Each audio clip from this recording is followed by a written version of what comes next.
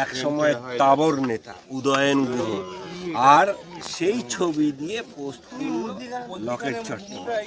এই উদয়ন গুহর যে ডায়লগ আমরা শুনতাম, তার যে কথাবার্তা ব্যবহার, যে ধরনের পুরো মুর্শিদাবাদ জেলাকে সন্ত্রাসে পরিণত করে রেখেছিল। আমার উপরে অ্যাটাক হয়েছে, ওখানে বম মেরেছে আমার গাড়িতে।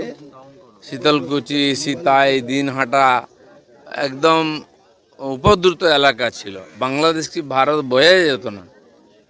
এবং তার তো দুর্নীতির হাত পাকা সেই বাবা মন্ত্রী থাকাকালীন সার কেলেঙ্কারি থেকে। তো দুর্নীতি, হিংসা সব কিছুর চ্যাম্পিয়ন এত বছর কি করে জেলের বাইরে থাকলো, এটাই চিন্তার বিষয়। ঠিক জায়গায় পৌঁছে গেছেন।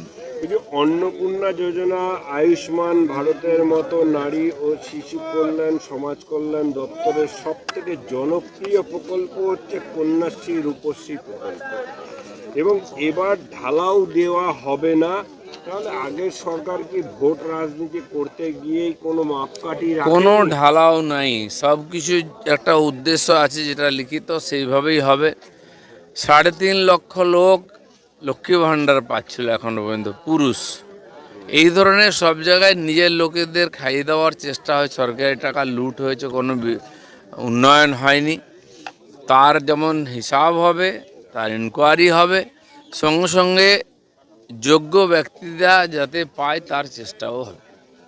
ট্রাইব্যুনালে 24 লক্ষ নাম বিচারাধীন, গড়ে দিনে 20 থেকে 25টি নামের নিষ্পত্তি হচ্ছে। তো সব নিষ্পত্তি হতে তো আবার পুনরায় ভোট এসে যাবে মনে হয়। দেখা যায় যেভাবে জাস্টিসদের বাইরে থেকে নিয়ে এসে করিয়েছিল ইলেকশন কমিশন, আবার কোনো একটা অভিযান নিয়ে সেভাবেই করতে হবে, কারণ বহু লোক বিভিন্ন সেবা থেকে বঞ্চিত হয়ে যাবেন না হলে। দাদা, যোগা দিবস হিসেবে যুব সমাজকে কি বার্তা দেবে? যোগে সবাই অংশগ্রহণ করুন। সুস্থ শরীর, সুস্থ মন, সুস্থ সমাজের জন্য যোগের প্রয়োজন আছে। আমাদের এই দেশেই 5000 বছর আগে মহর্ষি পতঞ্জলি দ্বারা এই যোগ পপুলার হয়েছিল, অভ্যাস হয়েছিল। আজকে সারা দুনিয়া গ্রহণ করেছে, 200টা দেশে যোগ হচ্ছে। মাননীয় প্রধানমন্ত্রী তার ব্র্যান্ড অ্যাম্বাসেডার, তিনি তো বাংলায় আসছেন। এবারে আমরা গ্রামে গঞ্জে বাড়ি বাড়িতে যোগকে পৌঁছে দেওয়ার চেষ্টা করব। সবাই নিজের জীবনে যোগকে অঙ্গ করে নিন।